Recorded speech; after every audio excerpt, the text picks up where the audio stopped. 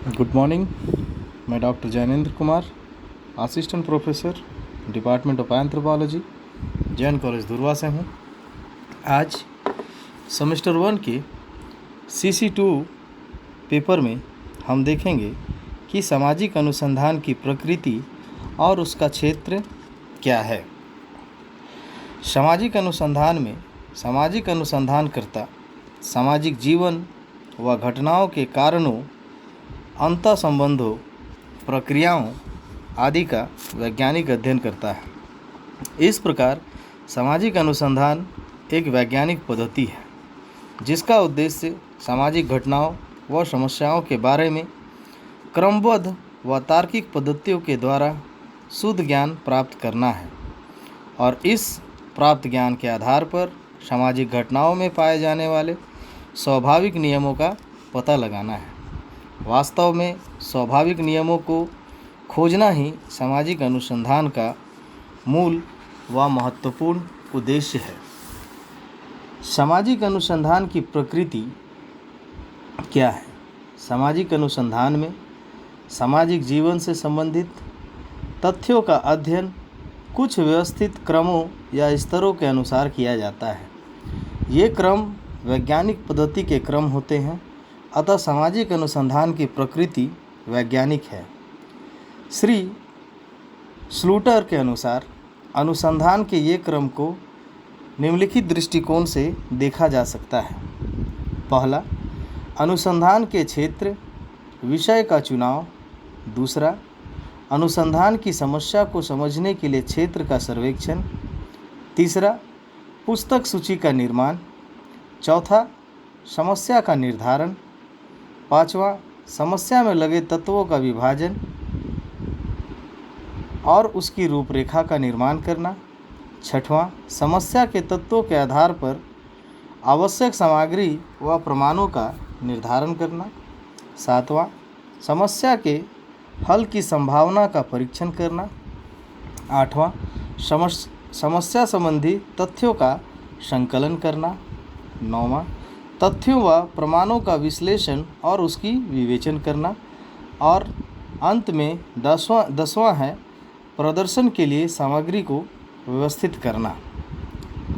इस प्रकार सामाजिक अनुसंधान में सत्य की खोज तथ्यों के आधार पर होती है। वैज्ञानिक पद्धति के अनुसार पहले हाइपोथेसिस अथवा उपकल्पना का निर्माण किया जाता है, फिर अनुसंधान यंत्रों का चुनाव करके तथ्यों का अवलोकन तथा तथ्य का संकलन किया जाता है। इसके बाद सामग्री का विवेचन करके समस्या से संबंधी नियमों, उपनियमों का निर्धारण किया जाता है। सामाजिक जीवन में परिवर्तन होता रहता है, अतः सामाजिक अनुसंधान के फलस्वरूप प्राप्त निष्कर्ष अथवा निर्धारित नियम स्थायी या अपरिवर्तनीय नहीं होते हैं।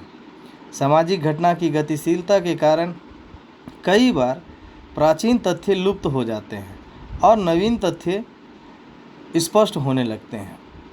इन नवीन तथ्यों की खोज करने के लिए तथा प्राचीन नियमों का परीक्षण करने के लिए सामाजिक अनुसंधान की निरंतरता आवश्यक है।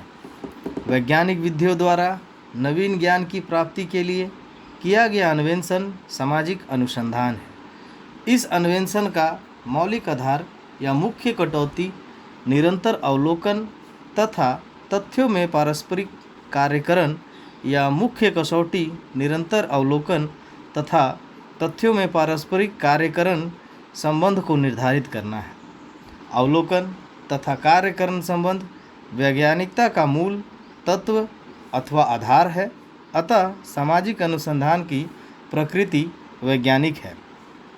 अब हम देखेंगे कि सामाजिक अनुसंधान का क्षेत्र और उससे संबंधित विषय सामग्री क्या होती है।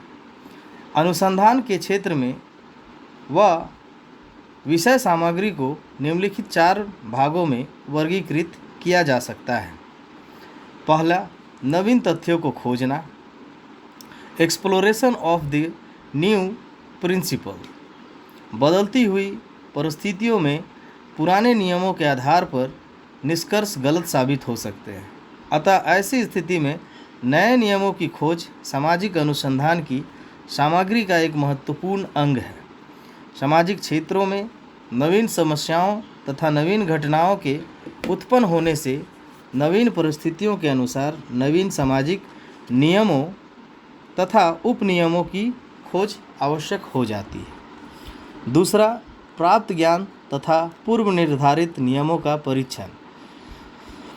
नवीन परिस्थितियों में प्राचीन सिद्धांत लागू नहीं होते तो उन्हें अस्वीकृत कर दिया जाता है और नए नियमों का तथ्यों के आधार पर निर्धारण किया जाता है। उदाहरण के लिए श्री स्टेनले हॉल ने यह मनोवैज्ञानिक नियम की किशोरावस्था में प्रत्येक व्यक्ति को तनाव और तूफान की स्थिति से गुजरना पड़ता है। मार्गरेट मीड के समोवा जाति की अविवाहित किशोर कन्याओं के यौन जीवन तथा मनोवैज्ञानिक अवस्थाओं का अध्ययन के द्वारा असत्य प्रमाणित हो चुका।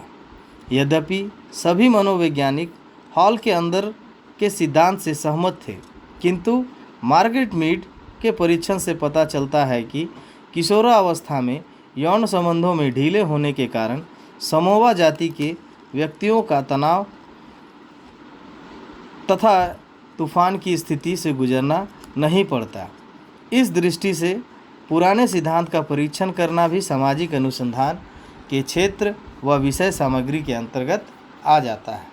तीसरा है नवीन अनुसंधान प्रणालियों की खोज। ज्ञान के विकास के साथ साथ ज्ञान प्राप्त करने के साधनों का तीव्र विकास भी आवश्यक है। जटिल सामाजिक तथ्यों को जानने के लिए अधिक से अधिक उपयोगी, महत्वपूर्ण और वैज्ञानिक उपकरणों व पद्धतियों के विकास के लिए सामाजिक अनुसंधान किया जाता है। अतः नए नियमों की खोज और पुराने नियमों के सत्यापन के अतिरिक्त नवीन अनुसंधान प्रणालियों की खोज भी सामाजिक अनुसंधान के क्षेत्र व विषय वस्तु के अंतर्गत आ जाती है। चौथा, सामाजिक समस्याओं का अध्ययन। सामाजिक अनुसंधानकर्ता को सामाजिक जीवन की समस्याओं का अध्ययन करना होता है ताकि भिन्न भिन्न समस्याओं के कारण संबंधों का पता लगाया जा सके और उसके आधार पर सामाजिक नियमों का निर्माण किया जा सके। ये समस्याएं सामाजिक, आर्थिक, मनोवैज्ञानिक तथा मानव विज्ञान संबंधी आदि कैसे भी हो सकती है। मुख्य रूप से अनुसंधान के क्षेत्र को निम्नलिखित 4 भागों में बांटा गया था। वर्तमान में देखेंगे कि मुख्य रूप से सामाजिक अनुसंधान के क्षेत्र और विषय सामग्री को 2 भागों में भी बांटा जा सकता है। पहला मौलिक अनुसंधान और दूसरा व्यवहारिक अनुसंधान। मौलिक अनुसंधान में नवीन सिद्धांतों की खोज, पूर्व निर्मित नियमों, उपनियमों का परीक्षण और नवीन अनुसंधान प्रणालियों की खोज वाले तत्व सम्मिलित होते हैं। वहीं व्यवहारिक अनुसंधान में अंतिम प्रकार के अनुसंधान विषय आते हैं, जिसे 2 भागों में वर्गीकृत किया जाता है। क विशुद्ध सामाजिक तथा दूसरा अर्ध सामाजिक। उपरोक्त विभाजन केवल सरलता की दृष्टि से किया जाता है। सच तो यह है कि मौलिक अनुसंधान के आधार पर व्यवहारिक अनुसंधान किया जाता है और व्यवहारिक अनुसंधान के फलस्वरूप ही जो उपकल्पनाएं प्राप्त होती हैं वे मौलिक अनुसंधान को प्रेरित करने में महत्वपूर्ण होती है।